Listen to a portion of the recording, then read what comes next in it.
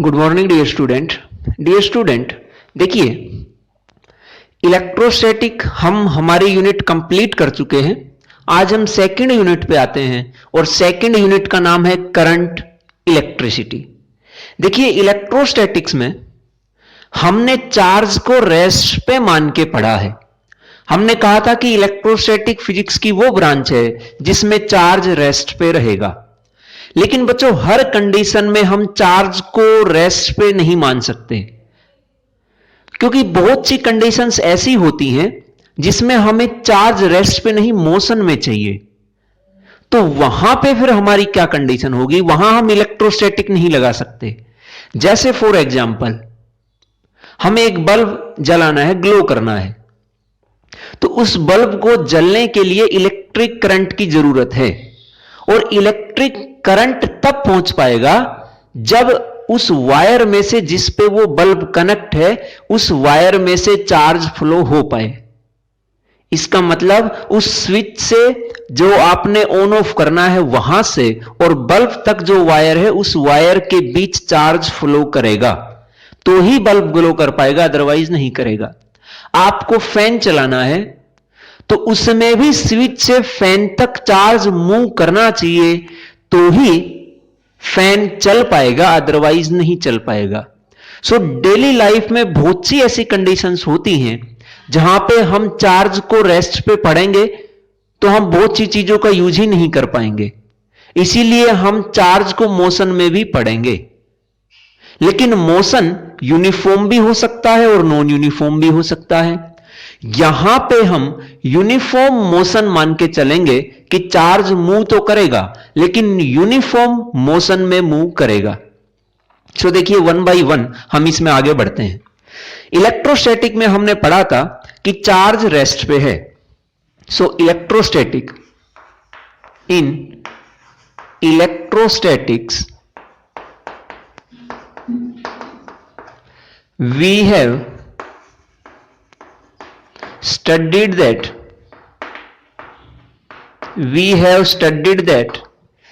charge we have studied the charge at rest। हमने electrostatic में charge को rest पे पढ़ा था। Our daily life but in our daily life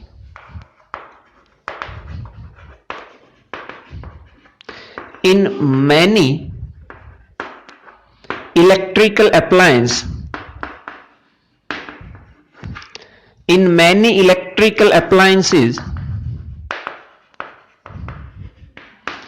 we need charge in motion। और physics की वही ब्रांच जिसमें हम चार्ज को मोशन में पढ़ेंगे उसका नाम है current electricity. So and example मैं आपको बता ही चुका हूं कि एग्जाम्पल कहां कहां हम चार्ज को मोशन में पढ़ते हैं। क्यों पढ़ते हैं? क्योंकि बहुत सी जगह हमें चार्ज को मोशन में मान के ही चलना पड़ेगा। इसके एग्जाम्पल भी आप देख लीजिए। फॉर एग्जाम्पल,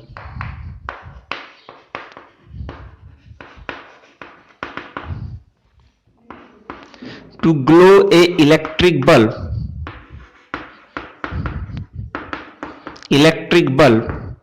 electric charge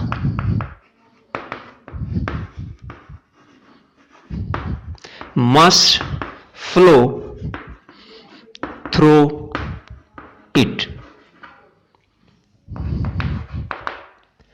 एक इलेक्ट्रिक बल्ब को ग्लो होने के लिए उसमें से इलेक्ट्रिक चार्ज का फ्लो होना बहुत जरूरी है, तो ही वो ग्लो कर पाएगा, अदरवाइज वो ग्लो नहीं कर पाएगा। Second, A fan can rotate when electric charge flow through it,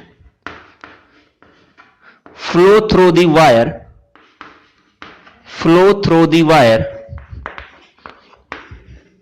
connecting the fan।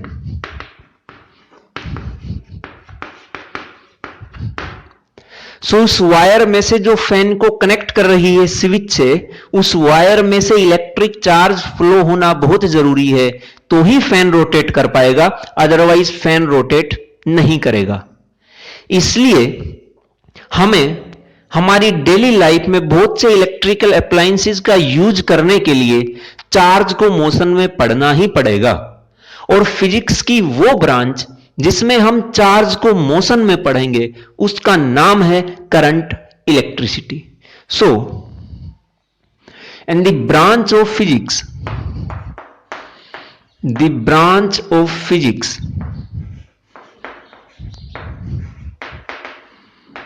in which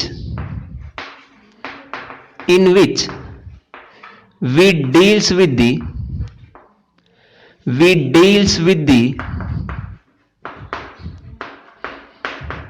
study of charge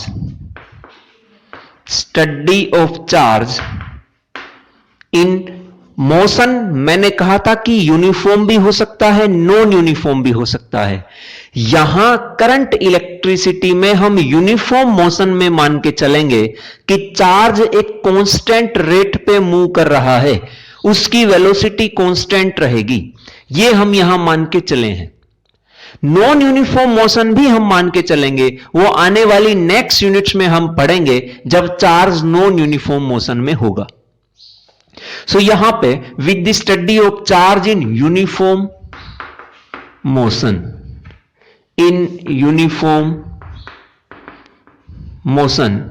is called or is known as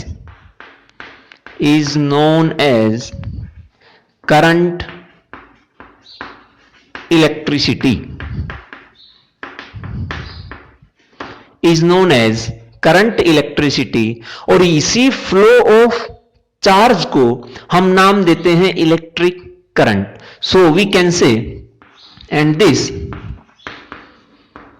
flow of charge, this flow of charge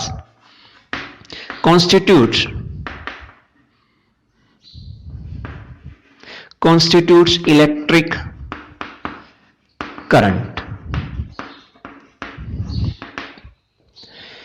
यह है हमारे पास current electricity की definition. अब इसमें आगे चलते हैं।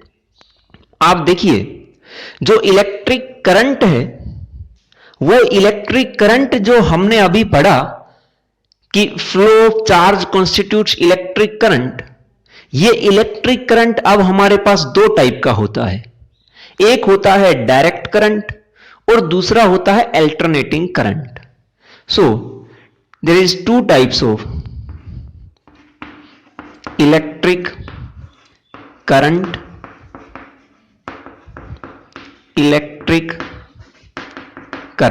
one is direct current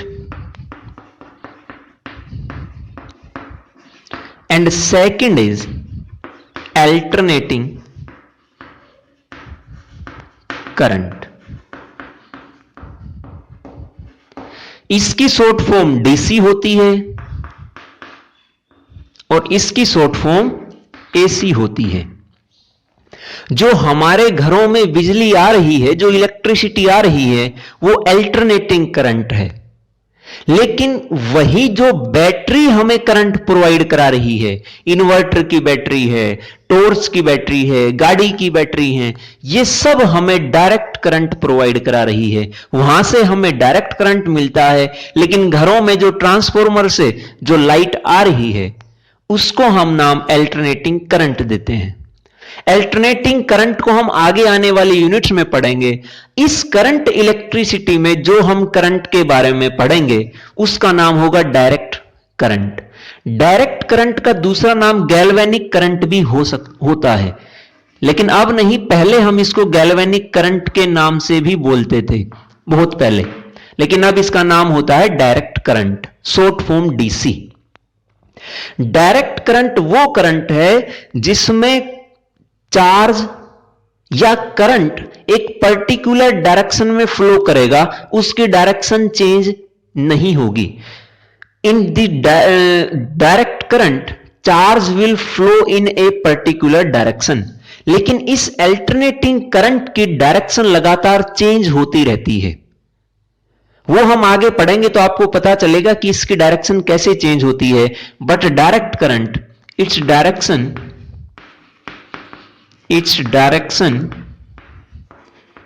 does not change. इसकी डायरेक्शन चेंज नहीं होती है, लेकिन अल्टरनेटिंग करंट की डायरेक्शन चेंज होती रहती है हमारे पास। अब यहां पे आपने थंडरस्टॉर्म के दौरान लाइटनिंग देखी होगी बहुत बार। वो लाइटनिंग में भी चार्ज फ्लो कर रहा है थ्रू द एटमॉस्फेयर, वहां से भी चार्ज फ्लो करता हुआ ग्राउंड की तरफ बढ़ रहा है। तो क्या वहां भी जो चार्ज है जो कि मोशन में है, वो यूनिफॉर्म मोशन में है या नॉन यूनिफॉर्म मोशन में? वो चार्ज यूनिफॉर्म मोशन में नहीं है। जो लाइटनिंग के थ्रू जो अर्थ पे आ रहा है, वो चार्ज नॉन यूनिफॉर्म मोशन में होगा। लेकिन उस लाइटनिंग में बहुत ज्यादा लार्ज अमाउंट में एनर्जी आती है, लगभग 10⁸ जूल। सो ये भी चलो आप लिख लीजिए, यहां लिख रहा हूं। In lightning during thunderstorm,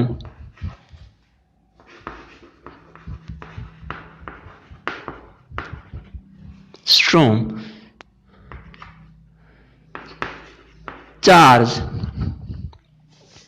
flow in non-uniform motion,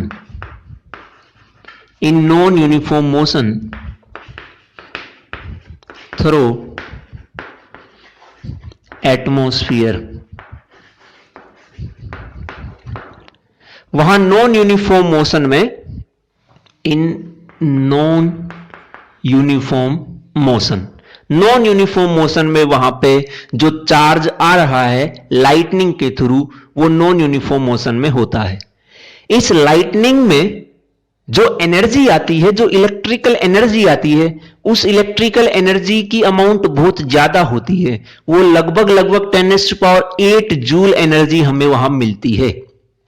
वो 10⁸ जूल टोटल एनर्जी है। उसमें से कुछ एनर्जी हीट की फॉर्म में, कुछ एनर्जी लाइट की फॉर्म में, और कुछ एनर्जी साउंड की फॉर्म में वहां पे यूज होती है। So but and in this process,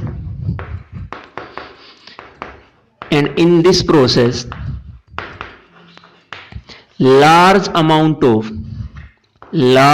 amount of energy, nearly 10⁸ joule, is released in the form of heat, light and sound। इन तीनों फॉर्म में हमारे पास वो एनर्जी आती है, और टोटल जो एनर्जी आती है वो है 10⁸ जूल। सो ये तो नॉन यूनिफॉर्म मोशन का केस हो गया, लेकिन यहां हम यूनिफॉर्म मोशन का केस मान के चल रहे हैं। अब बात करते हैं हम इलेक्ट्रिक करंट की डेफिनेशन की। इलेक्ट्रिक करंट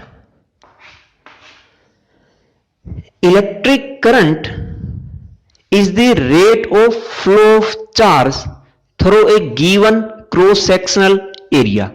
किसी दिए गए एरिया में से कितना चार्ज पर यूनिट टाइम में फ्लो हो रहा है, वो हम बोलेंगे electric current. So it is defined as the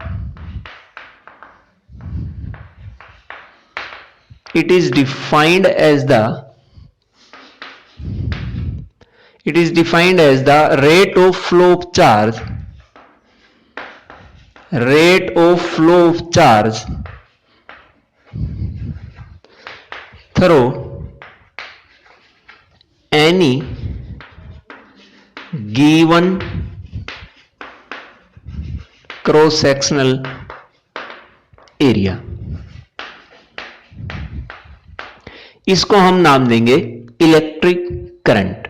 electric current इसका मतलब हमारे पास आया electric current equals to total charge flow, total charge flow upon total time. So ये हमारे पास बना इलेक्ट्रिक करंट। इसको हम ऐसे लिख सकते हैं कि मान लीजिए एक time interval, total time interval del t हमारे पास है और उस डेल टी टाइम इंटरवल में डेल क्यू चार्ज फ्लो करता है, तो इलेक्ट्रिक करंट हमारे पास आएगा if in time del t suppose del q charge flow through the given cross sectional area। So electric current हमारे पास आएगा electric current that is equals to del Q upon del T. ये average current हमारे पास आया है del t time में। इस इलेक्ट्रिक करंट को हम डिनोट करते हैं आई से। ये इतना नाम लिखने की बजाय हम लिखेंगे इट इज डिनोटेड बाई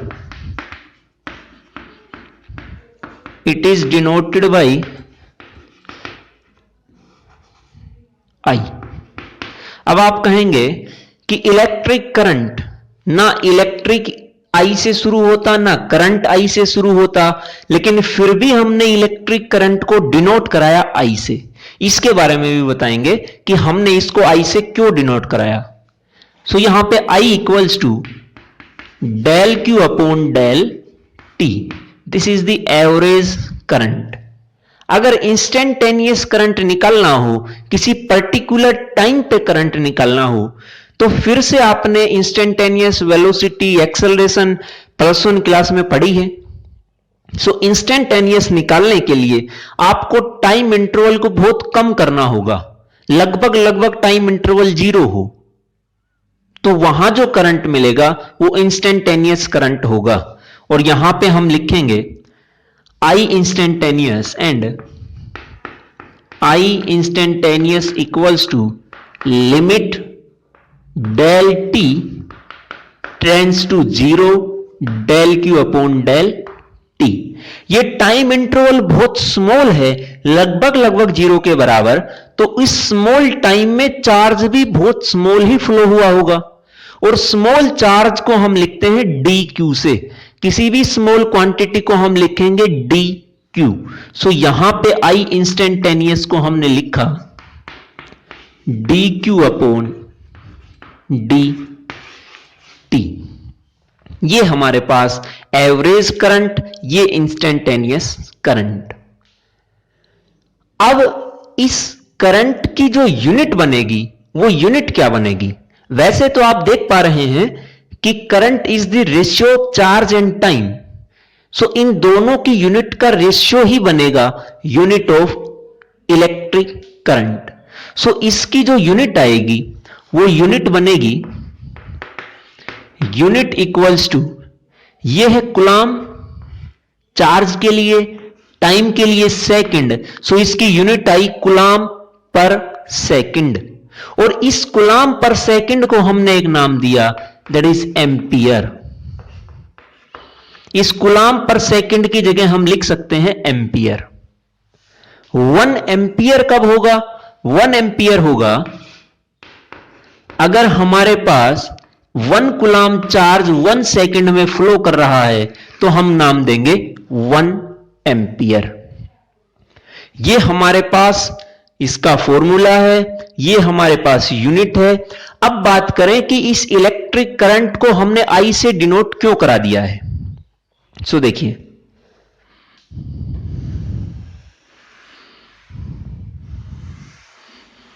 इसको ध्यान रखिए कि भाई इलेक्ट्रोस्टैटिक में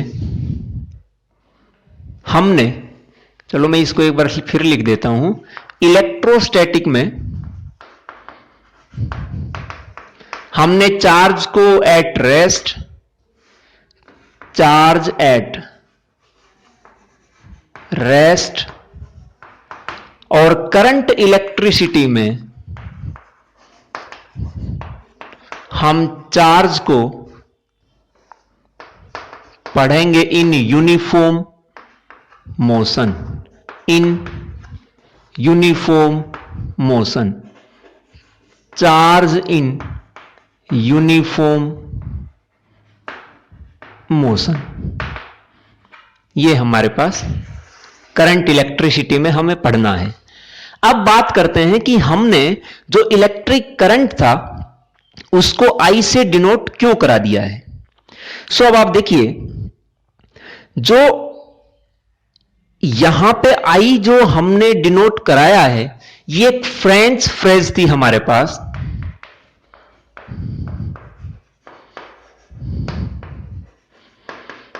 जिसको हम बोलते थे इंटेंसाइट डी कोरेंट। ये हमारे पास एक फ्रेंच फ्रेज थी, जिसको इंग्लिश में अगर हम ट्रांसलेट करें तो इंग्लिश में हम इसको बोलते हैं, इन इंग्लिश, करंट इंटेंसिटी। और इसी कारण से यहां करंट के साथ लगा हुआ है करंट इंटेंसिटी। सो यहां पे हमने इस करंट को डिनोट कराया I से, क्योंकि देखिए इंटेंसिटी तो I से शुरू हो रहा है। और सबसे पहले ये जो डिनोटेशन थी I की, ये दी थी एम्पियर ने, और उन्हीं के नाम पे इस करंट की हमने यूनिट रखी एम्पियर। एम्पियर एक फिजिसिस्ट का नाम है जिन्होंने करंट इंटेंसिटी को या इलेक्ट्रिक करंट की डिनोटेशन दी और उसको डिनोट कराया I से। उन्होंने इसको डिनोट किया था I से इन 1920। सो इनको electric current from here electric current is denoted by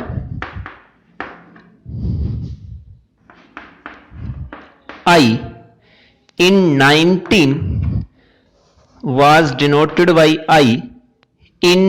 1820 by Andre और ampere.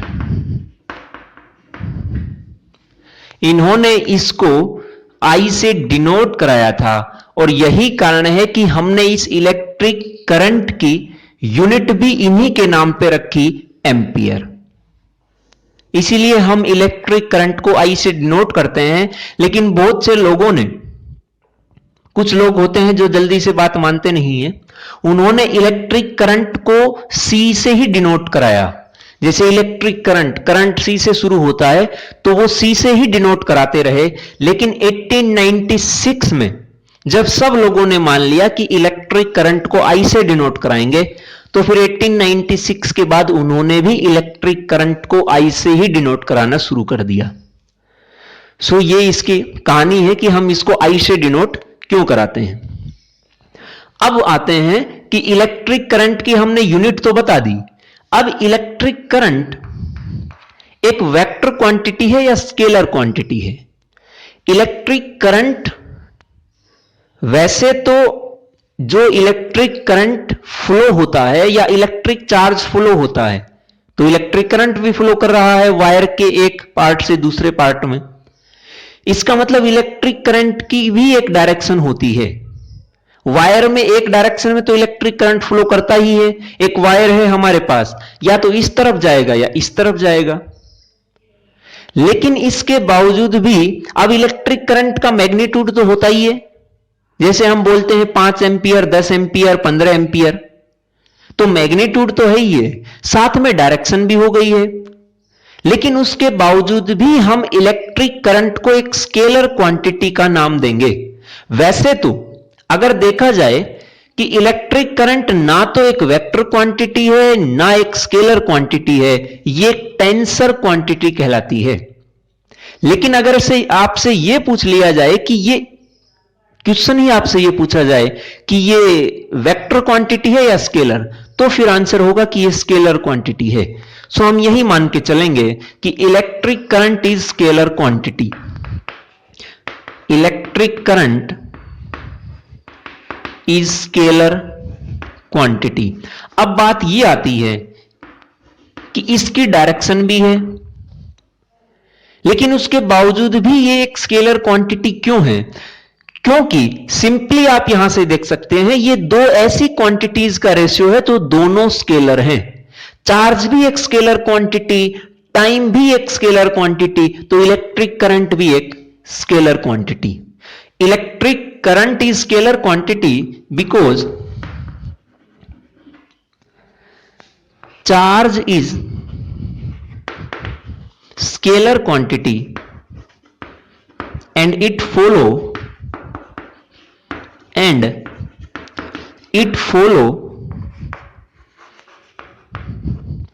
law of scalar addition।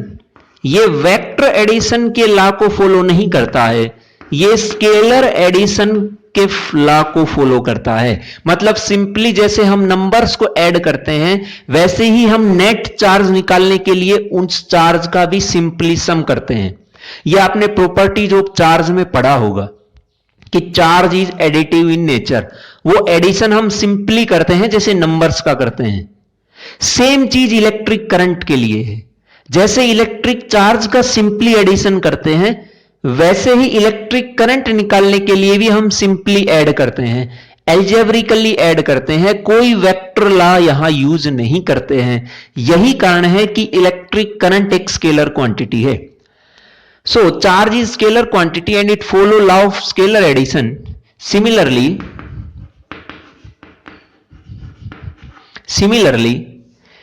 Electric current also follow law of scalar addition,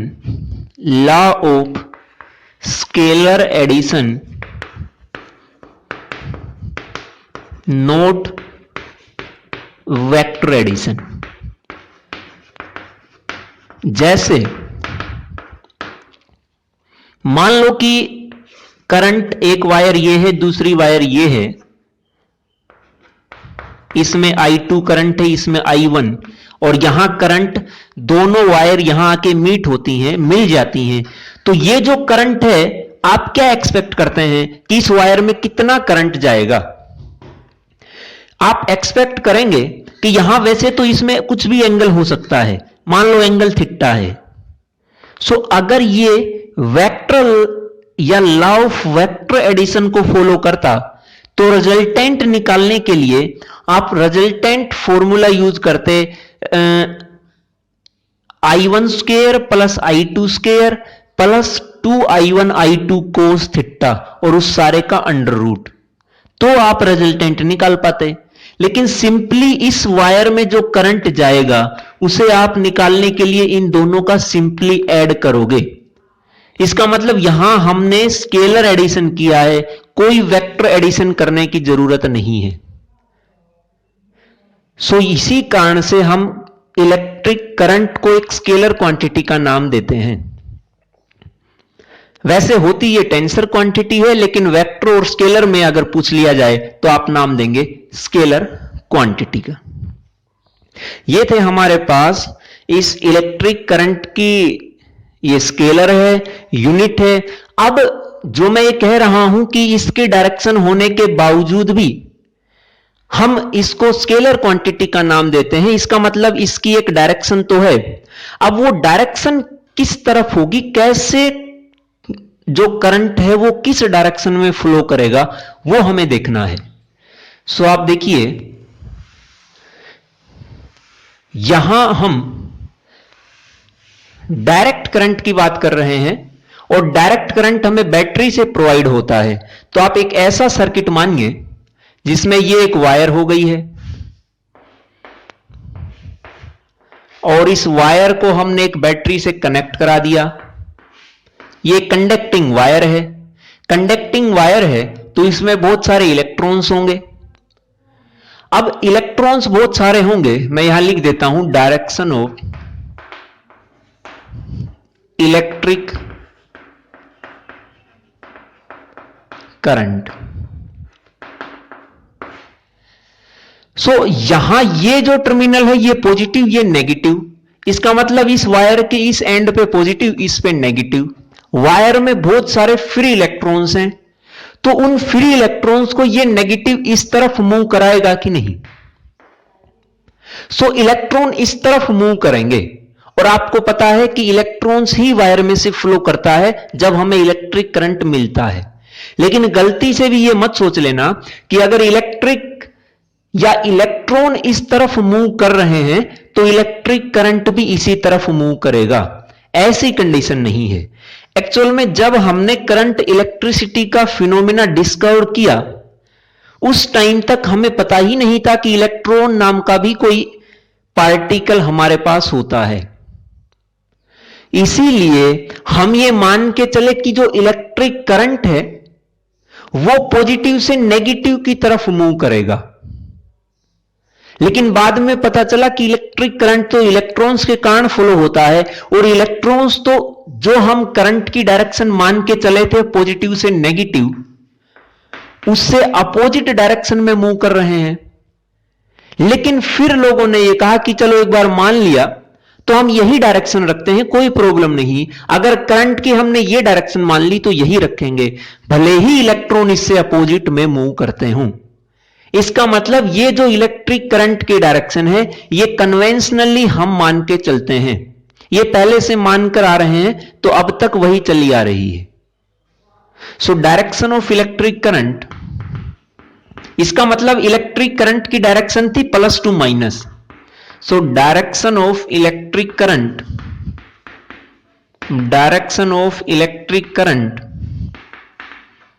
is from positive to negative and it is conventionally while electrons, ये भी ध्यान रखिए कि while electrons move from negative to positive, और ये जो current था जिसकी हमने कन्वेंशनली डायरेक्शन मानी प्लस टू माइनस, सो इस करंट का नाम भी हम कन्वेंशनल करंट ही देंगे। ये जो plus two minus current move कर रहा है इस करंट का नाम है कन्वेंशनल करंट। लेकिन कई बार आपसे अगर यह पूछ लिया जाए कि इलेक्ट्रॉनिक करंट की डायरेक्शन क्या है, जो इलेक्ट्रॉन्स के कारण फ्लो कर रहा है, वो इलेक्ट्रॉन्स का करंट आपसे पूछ लिया जाए तो उस करंट का हम नाम देंगे इलेक्ट्रॉनिक करंट। और इलेक्ट्रॉनिक करंट की डायरेक्शन यही रहेगी जिस डायरेक्शन में इलेक्ट्रॉन मूव कर रहे हैं। इसे भी आप ध्यान रखिए, इलेक्ट्रॉनिक करंट। वैसे तो हम कन्वेंशनल करंट ही मान के चलेंगे, हम कन्वेंशनल करंट ही पढ़ते हैं जहां भी पढ़ते हैं, और कन्वेंशनल करंट की डायरेक्शन अपोजिट होती है इलेक्ट्रॉन के फ्लो से। लेकिन अगर यह कह के पूछ लिया जाए कि इलेक्ट्रॉनिक करंट की डायरेक्शन बताइए, तो आप कहेंगे कि सेम डायरेक्शन में जिसमें इलेक्ट्रॉन मूव कर रहा है। लेकिन सिंपली पूछ लिया जाए कि what is the direction of current, तो आप कहेंगे प्लस टू माइनस, मतलब वो कन्वेंशनल करंट की डायरेक्शन पूछ रहा है। अब ऐसा फिर एक आप एग्जांपल देख लीजिए कि ऐसा क्यों माना गया कि conventional current plus two minus है। इलेक्ट्रॉन हमें डिस्कवर्ड नहीं हुए थे जब तक, कोई बात नहीं, लेकिन प्लस टू माइनस ही क्यों माना, माइनस टू प्लस मान लेते। वो इसलिए माना गया क्योंकि आप किसी भी चीज का फ्लो देखिए, वाटर फ्लो देखिए, वाटर हमेशा हायर एल्टीट्यूड से लोअर एल्टीट्यूड की तरफ मूव करता है, हाइट से लोअर हाइट की तरफ मूव करेगा। टेम्परेचर किसी भी बॉडी का हायर टेम्परेचर से लोअर टेम्परेचर की तरफ जाएगा। तो हर चीज हायर वैल्यू से लोअर वैल्यू की तरफ बढ़ रही है। सेम चीज यहां भी है। यहां पे जो बैटरी है ये इसका पॉजिटिव टर्मिनल है और ये इसका नेगेटिव टर्मिनल। ये पॉजिटिव पोटेंशियल प्रोवाइड कराएगा, ये नेगेटिव पोटेंशियल। और प्लस और माइनस में हम ये मान के चलते हैं कि प्लस पोटेंशियल की वैल्यू ज्यादा है और नेगेटिव पोटेंशियल की वैल्यू कम है। यही कारण है जैसे हम एक नंबर दें आपको +3 और -3 और आपसे पूछ लिया जाए कि +3 बड़ा या -3, तो आप कहेंगे +3 है, तो दोनों बराबर, लेकिन साइन के कारण +3 ज्यादा हो गया, -3 कम। सेम चीज यहां पे है, पॉजिटिव को हम ज्यादा मान के चलते हैं और यही कारण है कि यहां इलेक्ट्रिक करंट फ्लो करेगा higher potential to lower potential. यहां हायर पोटेंशियल है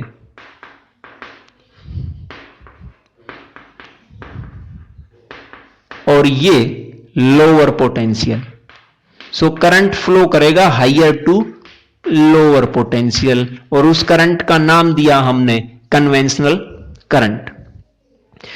ये था हमारा इलेक्ट्रिक करंट। इसमें लास्ट पॉइंट ये भी नोट कर लीजिए कि इलेक्ट्रिक करंट को हम मेजर करते हैं एक डिवाइस से और उसका नाम है एमीटर। Electric current